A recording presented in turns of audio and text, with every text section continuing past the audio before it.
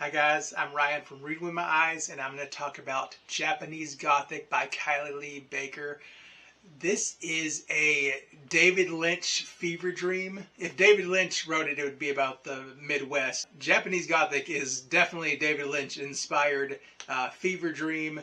It's got horror, historical fiction, psychological fiction, and dark fairy tales with just a little bit of time travel in there.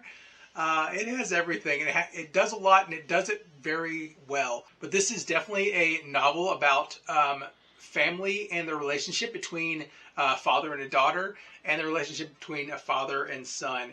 And it's, do you take their trauma with you? Can you sever the ties of their trauma and the trauma they're trying to put on you as a person?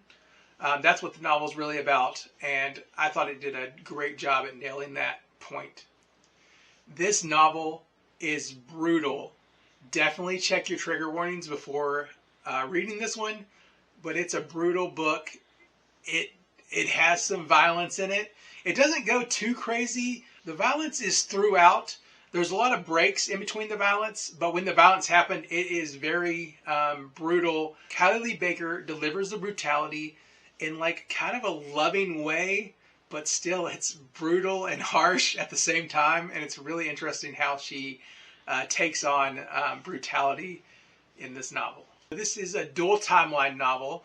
One takes place in present day. The other takes place in the 1800s. Both take places in Japan, and it is actually the same house in Japan. It is a samurai house. It has low ceilings.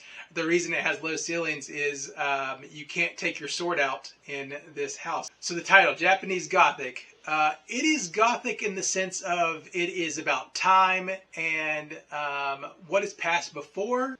That is the Gothic nature. It's not about like books and dark tombs or anything. This is very well in the present and the past colliding together. In the present day, we follow Lee. He's escaping to Japan from college after he murdered his roommate. He doesn't really remember all the details. He can't sleep, so he does a lot of sleeping pills, and there's a lot of drug infused, so he makes a very good unreliable narrator.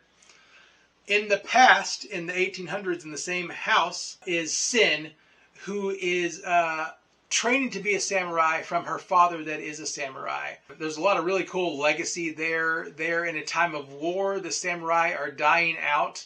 He is training her to be kind of the last samurai.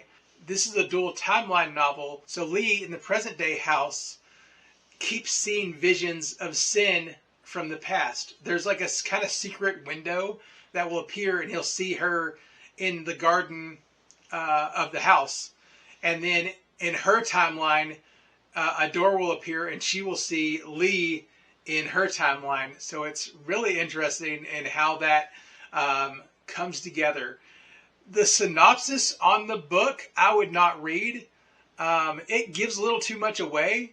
The novel has very beautiful prose, but it's still pretty readable. It does mess with time a little bit, and it'll be going in one timeline, and then it jumps back to tell a flashback. It mainly tells flashbacks of Sin, but it will tell kind of flashback half memory / dreams of Lee with his roommate. The ending does a good job of wrapping it up. You do have to use your imagination a little bit. It doesn't wrap everything in a nice bow. But I was kind of blown away by the writing. Really impressed. Definitely wants me to seek out Bat Eater and Other Names for Cora Zhang, her other horror novel. I know she's done YA before this, but definitely want to check out Bat Eater. So I rated Japanese Gothic by Kylie Lee Baker 4.5. Definitely going to check out other stuff from her. Thank you guys for watching this review. I'm Ryan from Reading With My Eyes. Bye.